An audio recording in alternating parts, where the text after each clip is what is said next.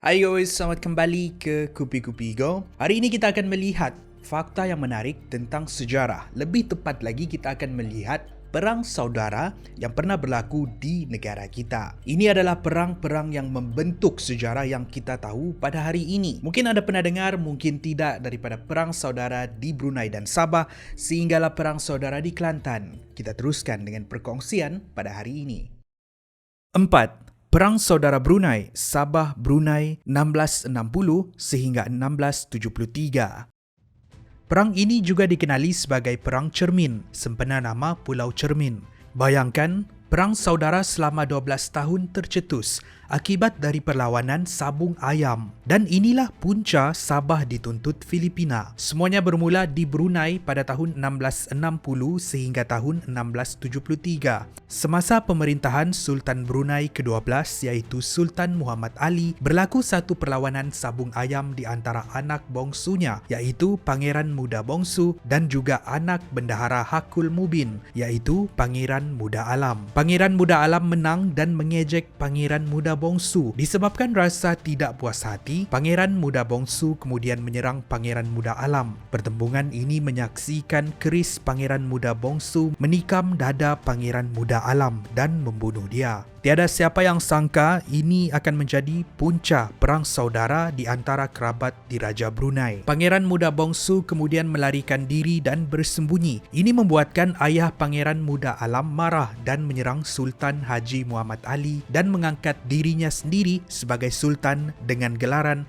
Sultan Abdul Hakul Mubin. Ini menyebabkan perpecahan di antara pengikut mereka, dan untuk memuaskan hati pengikut Sultan Muhammad Ali yang dibunuh, Sultan Abdul Hakul Mubin telah mengangkat cucu Sultan Muhammad Ali iaitu Bendahara Muhyiddin menjadi bendahara. Namun begitu, ketegangan di antara dua pengikut mereka ni masih lagi tegang. Tahun berganti tahun. Sebilangan besar pengikut Sultan Abdul Hakul Mubin semakin tidak digemari oleh penduduk sekitar. Mereka membuat kacau bilau ke seluruh negeri yang pada waktu itu termasuk Sabah dan Sarawak. Serik dengan kacau bilau ini, Bendahara Muhyiddin mengisytiharkan perang terhadap Sultan Abdul Hakul yang melarikan diri ke Pulau Cermin, yang kemudian nama pulau ini diadaptasikan menjadi nama perang. Bendahara Muhyiddin kemudian berjaya mengambil alih takhta pada tahun 1673. Apa yang menarik tentang susur galur sejarah ini, Bendahara Muhyiddin telah meminta bantuan sepupunya iaitu Sultan Sulu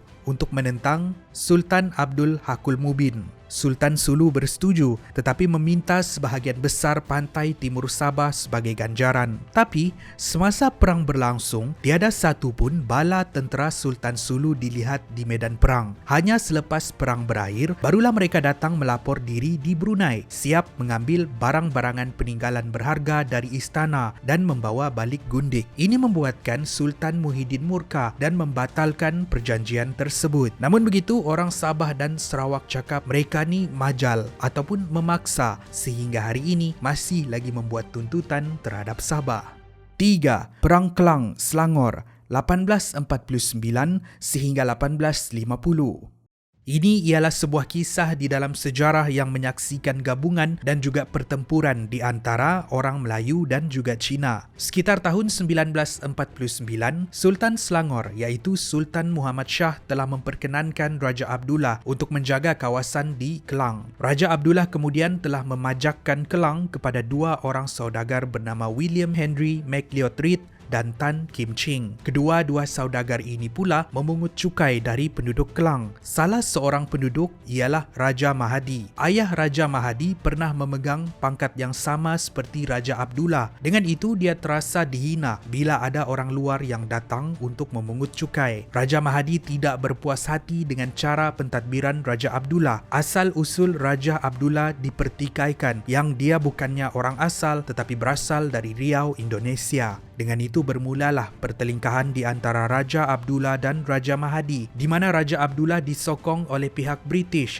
Kerajaan Pahang dan juga kongsi gelap Cina Haisan. Sementara Raja Mahadi disokong oleh pembesar tempatan orang Melayu Sumatera dan juga kongsi gelap Cina Jihin. Peperangan ini menyaksikan kemenangan Raja Mahadi pada tahun 1867. Tidak sehingga pada tahun 1872, Bendahara Pahang membawa bala tenteranya turun ke Selangor untuk menjatuhkan Raja Mahadi. Hubungan baik di antara negeri Selangor dan Pahang ini bukan sahaja dapat dilihat pada waktu ini, tetapi juga di kisah perang seterusnya, iaitu 2. Perang Saudara Pahang 1857 sehingga 1863.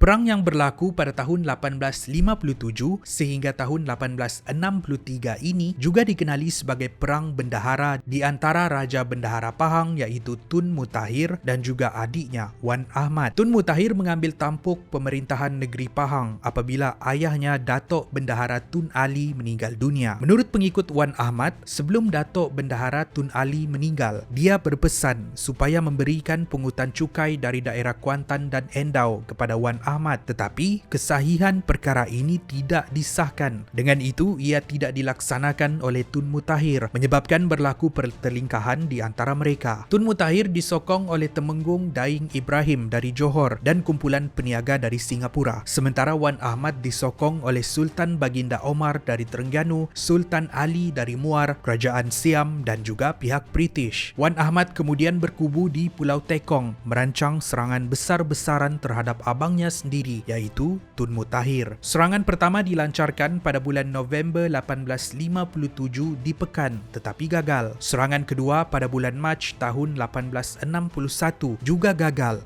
memaksa Wan Ahmad melarikan diri ke Terengganu. Tidak sehingga pada bulan Mei 1863, Wan Ahmad melancarkan serangan besar-besaran yang menyaksikan kemangkatan Tun Mutahir dan anaknya Wan Koris. Menurut catatan pegawai British di Tanah Melayu, Sir Hugh Clifford, ini adalah satu perang yang merugikan, di mana ia menyaksikan pembangunan dan kemakmuran yang dibangunkan oleh ayah mereka, iaitu Datuk Bendahara Tun Ali, runtuh dalam masa beberapa tahun. Sekitar waktu ini jugalah banyak rakyat Pahang berpindah keluar ke negeri lain, seperti di negeri Perak dan juga Selangor.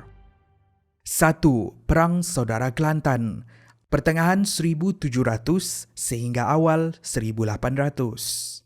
Sekitar pertengahan 1700, banyak daerah di Kelantan tidak bersatu, tidak seperti negeri-negeri Tanah Melayu yang lain. Seorang individu bernama Long Yunus kemudian mengetuai satu revolusi untuk menyatukan daerah-daerah di sekitar Kelantan dan membentuk sebuah kerajaan. Untuk ini, dia memerlukan bantuan ketenteraan daripada Sultan Terengganu dan usaha mereka ini berjaya, di mana kerajaan negeri Kelantan ditubuhkan dan Long Yunus menjadi raja pertama Kelantan pada tahun 1763. Disebabkan campur tangan Sultan Terengganu membantu Long Yunus dan juga disebabkan kahwin campur di antara kerabat di Raja Kelantan dan juga kerabat di Raja Terengganu, Sultan Terengganu mempunyai pengaruh yang kuat di Kelantan. Long Yunus mempunyai 7 orang anak. Setelah dia mangkat pada tahun 1795, walaupun dia mempunyai 7 orang anak lelaki, Sultan Terengganu iaitu Sultan Mansur Riayat Shah I telah melantik putera rajanya yang bernama Tengku Muhammad yang juga anak menantu Long Yunus menjadi Raja Kelantan. Ini menimbulkan rasa tidak puas hati di kalangan putera Raja Long Yunus. Maka berlakulah perebutan takhta di antara mereka yang mengakibatkan perang saudara tercetus. Terengganu berjaya dikalahkan oleh putera Raja Long Yunus dengan bantuan Kerajaan Siam pada tahun 1800. Ini menyaksikan salah seorang putera Long Yunus iaitu Sultan Muhammad I dilantik menjadi raja, di mana dinasti mereka bertahan sehingga hari ini.